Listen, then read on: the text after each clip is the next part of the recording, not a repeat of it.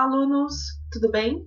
Nessa nossa segunda quinzena de aulas, as nossas aulas serão divididas em duas partes.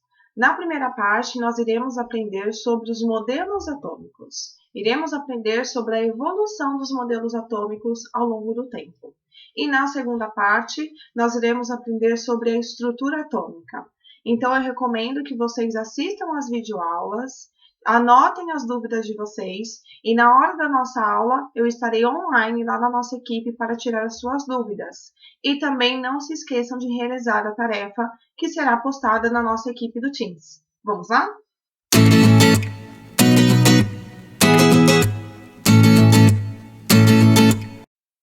Então, conforme eu disse, na primeira parte das aulas dessa quinzena nós iremos aprender sobre os modelos atômicos.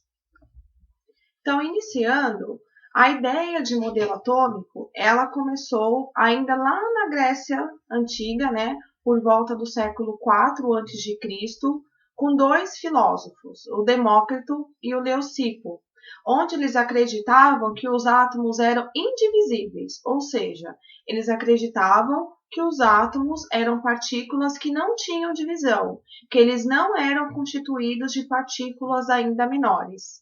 Então, inicialmente, a ideia que se tinha era que os átomos eram indivisíveis.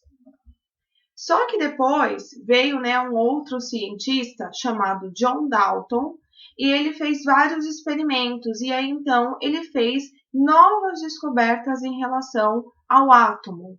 Então, baseado na experimentação, baseado na realização de várias experiências, Dalton desenvolveu então um novo modelo atômico que ficou conhecido como modelo atômico de Dalton ou modelo da bola de bilhar. Então, após o desenvolvimento desse modelo atômico de Dalton, quais foram as principais ideias postuladas por ele? A primeira ideia é que ele falava aqui que toda matéria ela é formada por átomos e que os átomos são partículas esféricas, maciças, indivisíveis e indestrutíveis. E é aí que vem a ideia do modelo de bola de bilhar, Porque a bola de bilhar, ela é esférica, ela é maciça e ela é indivisível. Então, Dalton disse que o átomo era, então, essas partículas esféricas, indivisíveis e maciças. Daí que vem a ideia do modelo de bola de bilhar. A segunda ideia de Dalton é que ele falava que os átomos de um mesmo elemento químico, eles são iguais entre si, enquanto que átomos de elementos químicos distintos, eles possuem massas diferentes. Ou seja, átomos de um mesmo elemento, eles são iguais, e átomos de elementos diferentes, eles vão se diferir em relação à sua massa. A terceira ideia de Dalton é que em uma reação química, os átomos eles se mantêm em tipo e em quantidade e o que acontece é um simples rearranjo desses átomos, levando então à formação de novas espécies químicas. Essa terceira ideia de Dalton, ela vem de encontro com o que Lavoisier falou. Lembram lá da lei de Lavoisier, onde ele fala o quê? Que a soma da massa dos reagentes é igual à soma da massa dos produtos. Então, em uma reação química, o que acontece é que o número de átomos, a quantidade de átomos, ela se mantém. O que acontece é que os reagentes, eles reagem entre si, levando à formação de novos produtos. Então, o que acontece é um rearranjo desses átomos para a formação de produtos. Então, exemplo, vamos ver aqui essa terceira ideia de Dalton. Então, vamos imaginar aqui uma reação do carbono com hidrogênio. Então, o que eu observo? Que nos reagentes, inicialmente eu tenho um átomo de carbono que vai reagir aqui, então, com dois átomos de hidrogênio. E isso vai levar à formação de uma molécula de metano, que é o CH4. Aí vocês devem estar se perguntando, professora, mas o que é esse 2 aqui na frente? Nós temos uma parte da química que nós chamamos de balanceamento das reações, Vocês vão aprender isso mais para frente, tá? Então, o que acontece é o que? Eu tenho aqui um átomo de carbono reagindo com duas moléculas de H2, formando CH4. Então, o que acontece? Antes de ter a reação, lembra? Tudo que está antes da setinha são os meus reagentes. O que eu tenho antes da minha setinha? Eu tenho um átomo de carbono e eu tenho 4 átomos de hidrogênio. E após a reação, ou seja, depois que essas substâncias reagem entre si e ocorre o rearranjo desses átomos, eu tenho a formação de uma nova espécie, que aqui nesse caso é o CH4. Então, inicialmente eu tinha um átomo de carbono e 4 átomos de hidrogênio. E após a reação, eu continuo tendo um átomo de carbono e 4 átomos de hidrogênios, que estão aqui representados por essas bolinhas em azul, mostrando que em uma reação, os átomos eles se mantêm no tipo e na quantidade, só o que acontece é que eu tenho um rearranjo, ou seja, eu tenho a reação entre os reagentes, levando à formação de uma nova espécie, que é o meu produto, certo? O modelo atômico de Dalton, ele foi um modelo muito bem aceito durante um tempo, né? Era aquele modelo onde ele falava que o átomo era uma esfera maciça, indivisível, certo? Indestrutível. Então, essa teoria de Dalton, o modelo atômico de Dalton, ou modelo da bola de bilhar, ele foi muito aceito pela comunidade científica durante todo o século XIX. Só que aí outros cientistas, outros estudiosos, começaram a estudar esse modelo atômico de Dalton. E o que eles perceberam? Eles perceberam que esse modelo ele apresentava alguns problemas. Um dos problemas, por exemplo, é que o modelo atômico de Dalton ele não explicava as reações químicas que aconteciam devido à passagem de corrente elétrica. E também não explicava como que se dava a condução da corrente elétrica pelos metais.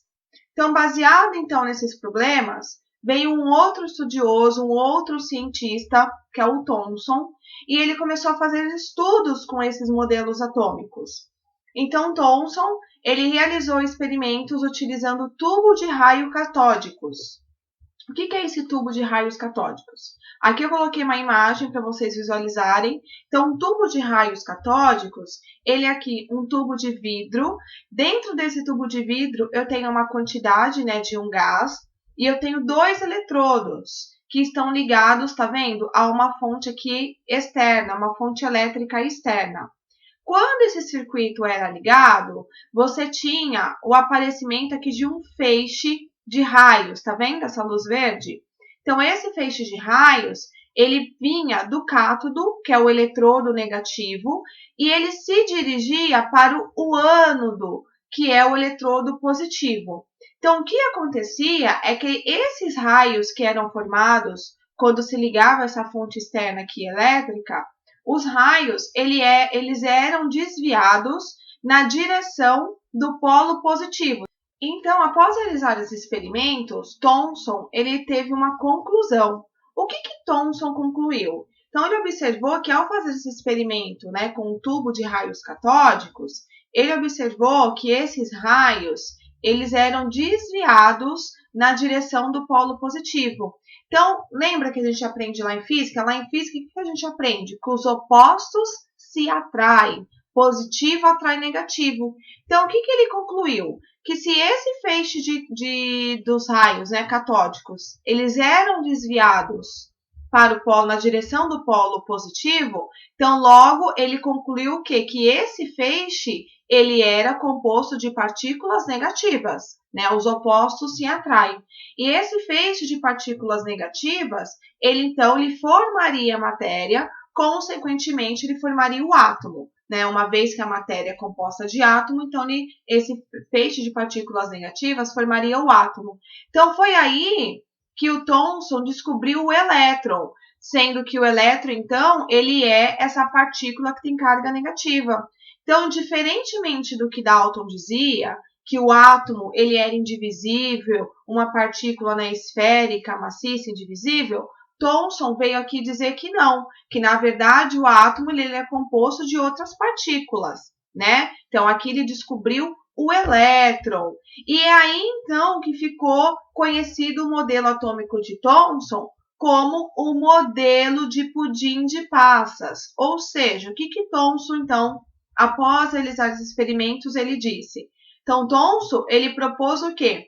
Que o átomo, ele era então uma esfera maciça de carga elétrica positiva e que tinha essa esfera positiva, essa esfera maciça de carga elétrica positiva, ela continha elétrons de carga negativa dispersos. Então, esse é o modelo do pudim de passas, né? Então, a gente imagina aqui, né, a esfera positiva e nessa esfera a gente tem, então, incrustados, a gente tem dispersos, né, nessa esfera positiva, os elétrons que têm carga negativa. Então, o modelo de Thomson é o modelo do pudim de passas. Então, o que ele falou, né, também? Quando ele fala isso, que o átomo é essa esfera maciça, positiva, que contém cargas negativas, que são os elétrons, ele fala o quê? Ele fala que a carga elétrica negativa dos elétrons em um átomo é igual à carga elétrica positiva da esfera. Ou seja, ele diz que a carga total do átomo seria igual a zero. Então, eu tenho a carga negativa dos elétrons e a carga positiva da esfera. Essas cargas, a elétrica negativa e a positiva, elas se anulam, de modo que a carga total do átomo ela é igual a zero, certo? Só que o átomo, né, como nós dizemos, o átomo, quando ele tem uma carga zero, nós falamos que ele é o átomo neutro.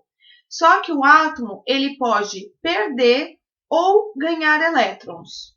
Quando um átomo perde elétron, nós falamos então que nós temos a formação de um íon. O que é um íon? Íons são as espécies carregadas eletricamente que são formadas quando os átomos perdem ou ganham elétrons. Então, quando um átomo perde um elétron, então pensa comigo, o elétron ele tem uma carga negativa, conforme foi descoberto por Thomson. Então, quando o átomo ele perde um elétron, ou seja, ele perde essa carga negativa, então ele passa a ter uma carga positiva. E o nome do íon que se forma quando o átomo perde um elétron é cátion. Já quando o átomo ganha elétron, então o elétron ele tem carga negativa. Se o átomo ele ganha elétron, ele vai passar então a ser um íon com uma carga negativa. E quando o átomo recebe então esse elétron, quando ele ganha esse elétron, ele recebe o nome de ânion. Então, resumindo, quando o átomo perde um elétron, ele vira um cátion e ele possui carga positiva. Quando o átomo ganha um elétron, ele se chama ânion e ele passa a ter uma carga negativa. Vamos ver aqui alguns exemplos de como que a gente calcula? Então, aqui eu coloquei dois exemplos, do sódio e do cloreto. Então, vamos imaginar aqui primeiro o átomo do sódio. Então, aqui eu tenho a distribuição eletrônica dos átomos do sódio. Na nossa próxima quinzena de aulas, nós vamos aprender a distribuição eletrônica. Então, o que acontece? O sódio, o que a gente observa aqui? Ó? Vamos contar quantas bolinhas vermelhas o sódio tem. Essas bolinhas estão representando os elétrons. Então, eu tenho 1, 2, 3, 4, 5, 6, 7, 8, 9, 10, 11. Então, o sódio, ele tem 11 elétrons, ou seja, ele tem 11 cargas negativas. O que Thomson falou? Que as cargas negativas, né, elas se igualam às cargas positivas, de modo que o átomo neutro ele tem uma carga igual a zero. Então, se ele tem 11 elétrons, 11 cargas negativas, para que ele se anule, ele terá que ter 11 cargas positivas. Então, fazendo uma conta simples, 11 cargas positivas é mais 11. 11 cargas negativas é menos 11. Mais 11 menos 11, eu tenho uma carga igual a zero. Então, por isso que nós falamos que o átomo ele é neutro. As cargas negativas se igualam às cargas positivas. Agora, vamos imaginar a situação onde esse átomo de sódio, ele perde um elétron. Então, ele vai perder esse elétron aqui que está na sua última camada, na camada de valência. O que acontece?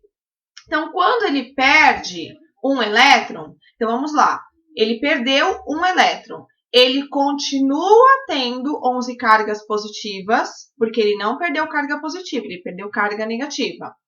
E ele perdeu uma carga negativa, ou seja, se a carga negativa dele antes era menos 11, se ele perdeu uma carga negativa, agora ele fica com menos 10. Quando eu faço mais 11 menos 10, eu tenho uma carga de mais 1. Então, por isso que eu falo que quando um átomo perde um elétron, ele tem carga positiva. E quando ele perde um elétron, ele é chamado de cátion. Então, como nós representamos? Aqui nesse caso, você está vendo? Como que fica? O símbolo do átomo de sódio nêutron é Na. Na é o símbolo do sódio. Quando ele perde um elétron, quando se forma o cátion de sódio, eu represento dessa maneira, Na+. Esse mais aqui, você está vendo? Quer dizer, quando não tem número, é porque é 1. Então, Na+. Quer dizer, então, que se é positivo é porque ele perdeu o elétron, e aqui no caso é porque ele perdeu um elétron. Por exemplo, quando vocês veem assim, Ca2+, Ca é o cálcio, Ca2+. Então, primeiro, se é Ca2+, ele é positivo. Então, eu estou falando de um cátion, certo? Ca2+, o 2+, quer dizer, então, que o cálcio ele é um cátion, né, que perdeu 2 elétrons, tudo bem? Vamos agora para um outro exemplo, o exemplo aqui do cloreto, né, do cloro.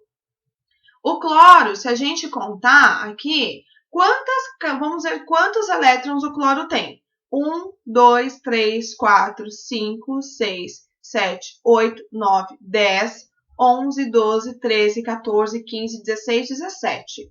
O cloro, o átomo de cloro, ele tem 17 elétrons, ou seja, ele tem 17 cargas negativas. Como Thomson disse, as cargas negativas se igualam às cargas positivas, de modo que o átomo neutro ele tem uma carga igual a zero. Então, se o cloro tem 17 cargas negativas, ele terá 17 cargas positivas para que a sua carga seja igual a zero. Então, mais 17 menos 17 igual a zero. Isso é o átomo neutro, o átomo de cloro. Vamos imaginar, então, que esse cloro, ele ganha um elétron, tá vendo? Ele ganhou um elétron aqui. Então, como que fica a carga dele quando ele ganha um elétron? Então, ele continua tendo as 17 cargas positivas, certo? Só que agora, quando ele ganha um elétron, lembra, o elétron tem carga negativa. Então, quando ele ganha um elétron, ele passa a ter menos 18, ou seja, ele tem 18 cargas negativas. Ele tinha 17, ganhou mais uma, 17 mais 1, 18. Então, ele passa a ter 18 cargas negativas. Então, mais 17 menos 18 é menos 1. Então, por isso que nós falamos que quando um átomo ganha um elétron, ele tem carga negativa e o nome dele, né, o nome desse íon é ânion.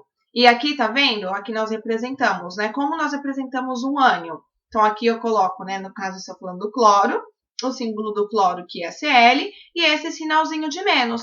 Então, esse sinalzinho de menos me indica o quê? A carga negativa, indica que eu tenho um ânion, e aqui no caso ele está dizendo, então, que esse átomo de cloro, ele ganhou um elétron.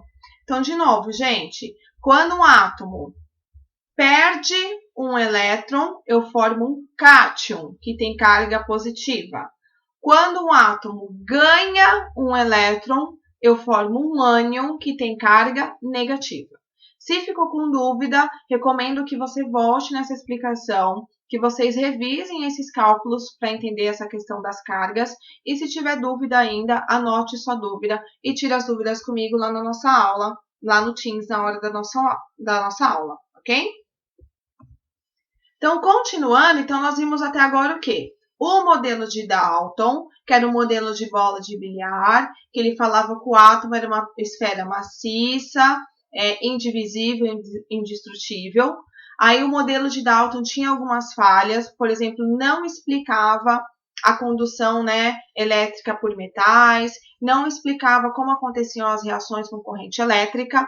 Thomson, então, estudou esse modelo, né, fez o experimento lá com um tubo de raios catódicos, e ele, então, constatou que, na verdade, o átomo ele é composto de outras partículas, que ele tem, por exemplo, o que Thomson descobriu? É o modelo de pudim de passas. Ele descobriu que o átomo é formado também por uma carga negativa, ou seja, ele falou que o átomo ele é uma esfera positiva que contém os elétrons dispersos, elétrons que têm cargas negativas. Ainda outros cientistas continuaram estudando modelos de Thomson, então veio então o cientista Rutherford.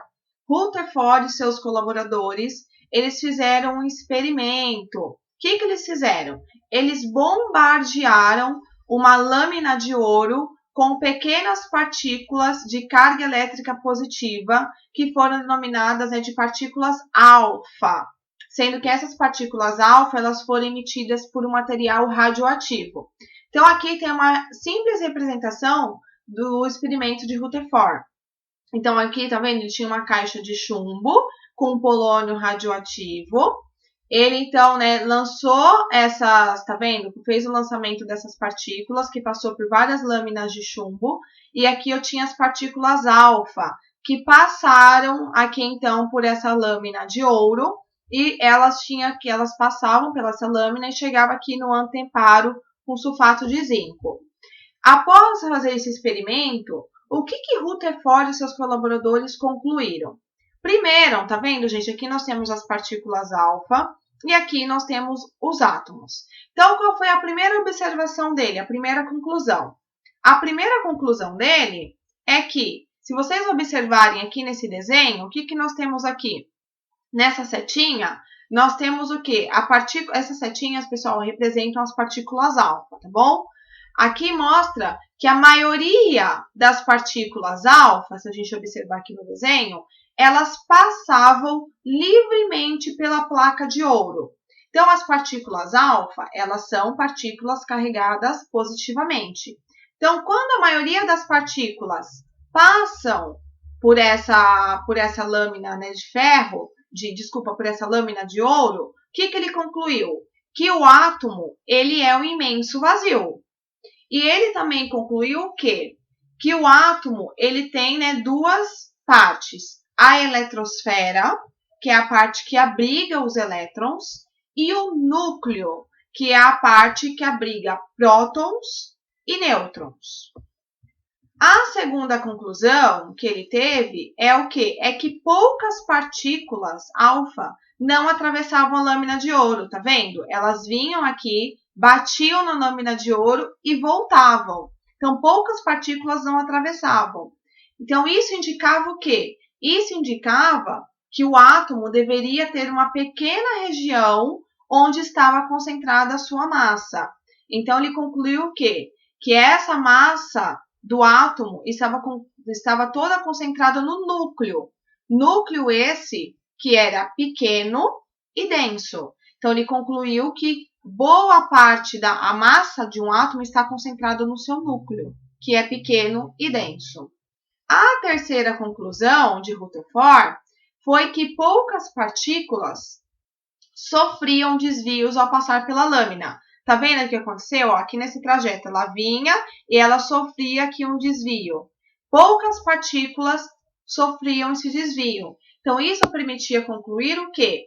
Que se elas, né, sofriam, né, poucas partículas sofriam esse desvio, isso queria dizer o quê? Que o núcleo deve ser positivo, né? O que provocava, então, a repulsão. Lembra? Os opostos se atraem e os iguais se repelem. Então, se poucas partículas sofriam esse desvio, quer dizer, então, se as partículas eram positivas, isso quer dizer que o núcleo deveria ser positivo e isso causava a repulsão dessas partículas alfa. Aí, então, após realizar esses experimentos, então, o que o Rutherford concluiu?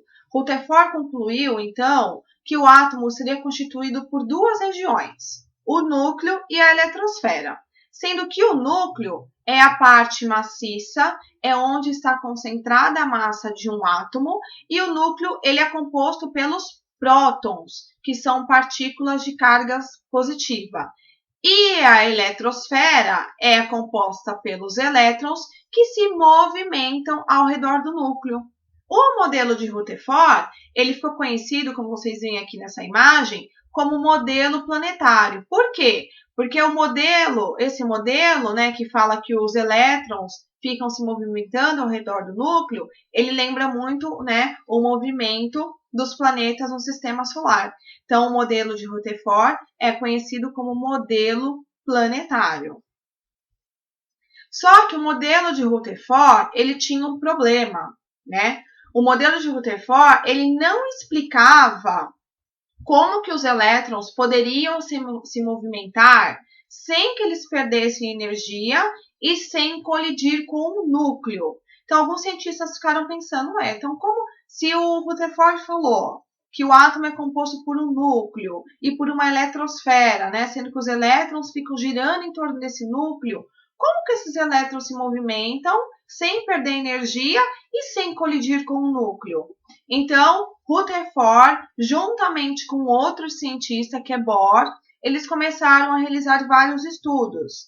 Eles estudaram, por exemplo, espectros de emissão do gás hidrogênio, né?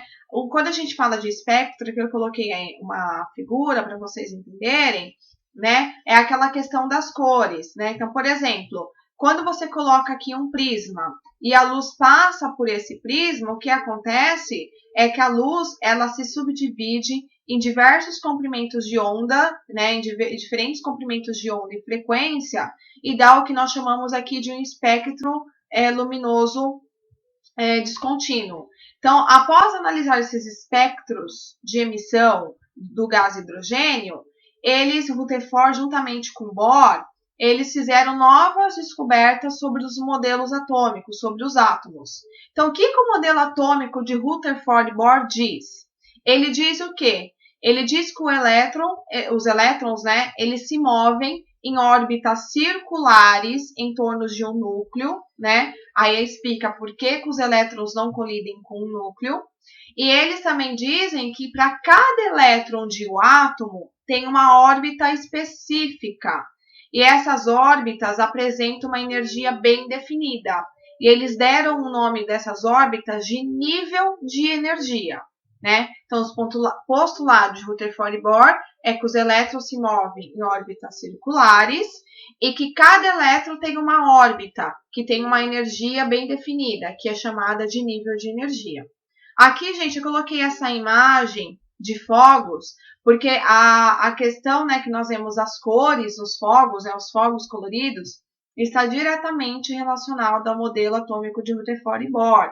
Porque da onde que vem as cores lá dos fogos? Vem aqui desse espectro, né? É devido a essa mudança de nível de energia que os elétrons realizam durante o processo lá da explosão de fogos. Então, as cores dos fogos se explicam com base no modelo de Rutherford e Bohr, porque os elétrons eles podem ocupar níveis de energias diferentes que levam, então, à emissão dessas diferentes cores. Rutherford e Bohr também fez mais um postulado, onde eles falam que os espectros dos elementos são descontínuos. Por quê? Porque os níveis de energia que os elétrons podem ocupar, eles são quantizados, ou seja, só são permitidas certas quantidades de energia para um elétron. Então, olha aqui nessa figura, aqui eu tenho o núcleo, aqui em azul eu tenho os níveis de energia. Os elétrons, então, eles podem ocupar esses diferentes níveis de energia,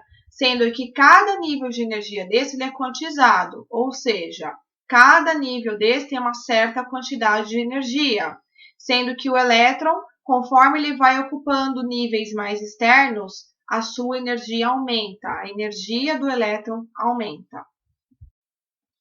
Então, nós temos o quê? Que após todos esses estudos sobre os modelos atômicos, nós podemos então concluir que os átomos são compostos de partículas ainda menores, que são as partículas subatômicas. Essas partículas são, então, o próton, que é uma partícula que tem carga positiva, sendo que ele é representado pela letra P+, ou P.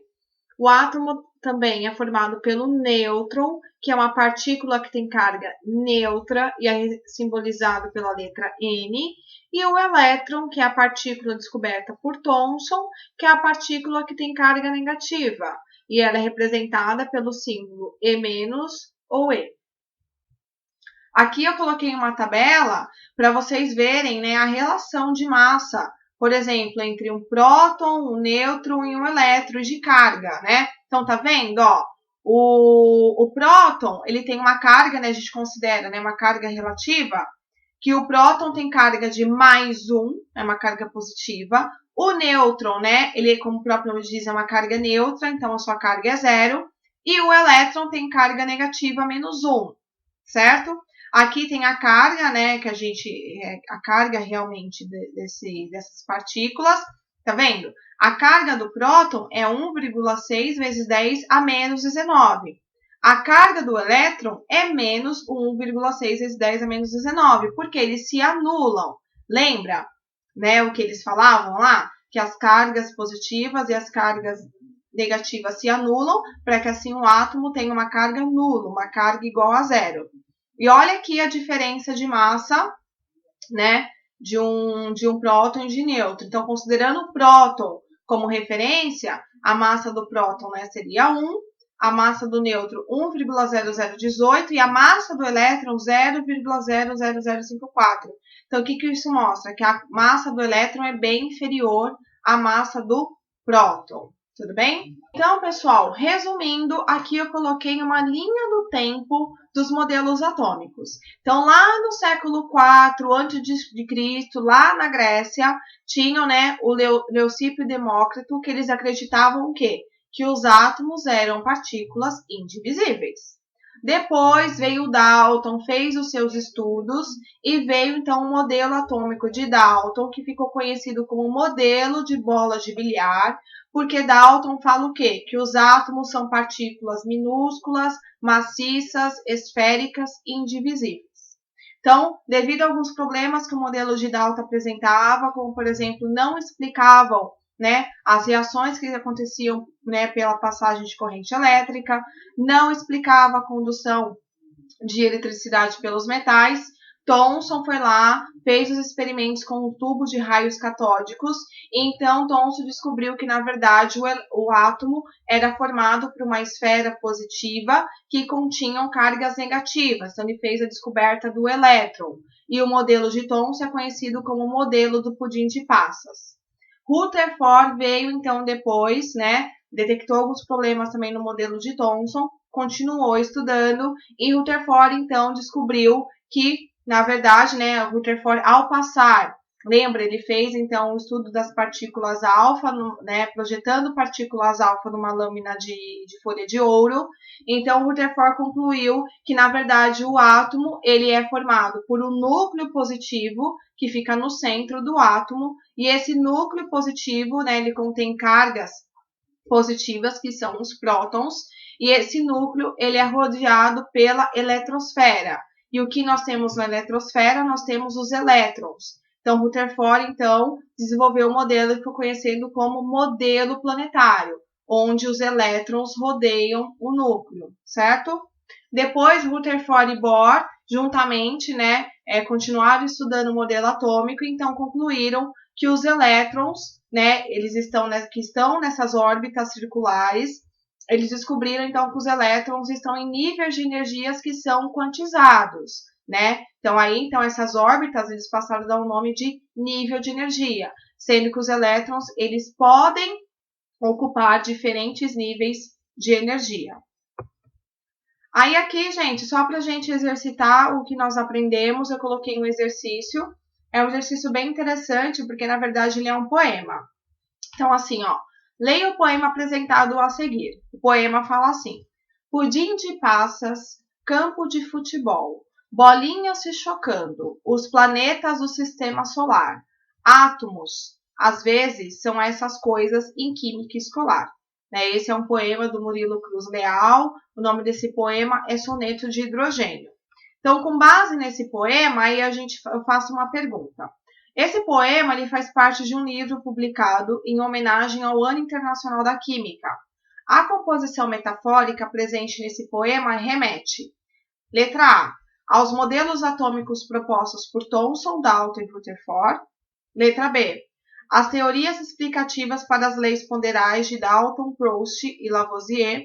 Letra C, aos aspectos dos conteúdos de cinética química no contexto escolar.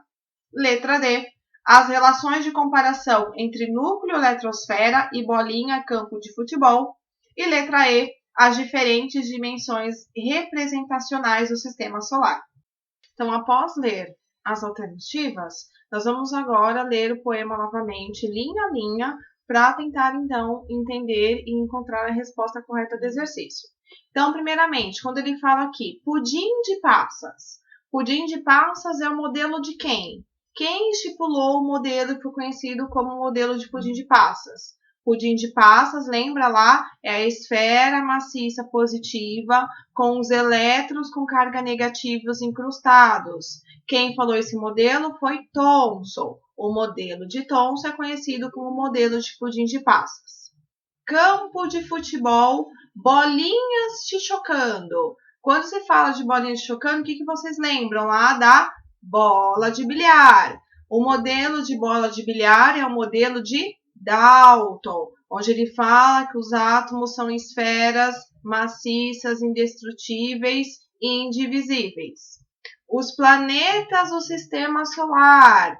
Qual é o modelo atômico que lembra lá o sistema solar? O modelo planetário, que é o modelo de Rutherford, onde Rutherford diz que o átomo ele é composto de um núcleo que está no centro do átomo, sendo que nesse núcleo se tem cargas positivas, que são os prótons, e ao redor desse núcleo se tem a eletrosfera, onde ficam os elétrons que ficam girando ao redor do núcleo. Então, se a gente voltar lá ao exercício, nós vamos ver que a alternativa correta é a alternativa A, ou seja, o poema ele remete aos modelos atômicos propostos por Thomson, que é o modelo de pudim de passas, o modelo de Dalton, que é o modelo de bola de bilhar, e o modelo de Rutherford, que é o modelo planetário. Ok? Pessoal, aqui eu deixo para vocês um vídeo sobre modelos atômicos. É um vídeo bem diferente, que ele fala sobre a história dos modelos atômicos, é até um pouco engraçado. Então, eu deixo aqui o link para vocês assistirem. Assistam esse vídeo. Se vocês tiverem alguma dúvida também referente ao vídeo, anote a dúvida e traga para a nossa aula online para a gente discutir. Tudo bem? Aqui também eu deixo para vocês também mais um joguinho virtual, né? É um joguinho virtual, o nome desse joguinho é Evolução Atômica. Então aqui eu deixo o link para vocês desse jogo. É um joguinho de perguntas e respostas, onde vocês vão poder, então, aplicar os conceitos que nós tivemos aqui nessa aula de modelos atômicos, certo? E aqui, por último, o nosso Vamos Exercitar. Não se esqueçam, então, de realizar a tarefa que está postada lá na nossa equipe do Teams. Tudo bem? E também não deixem de assistir a segunda parte da nossa aula. Até a próxima!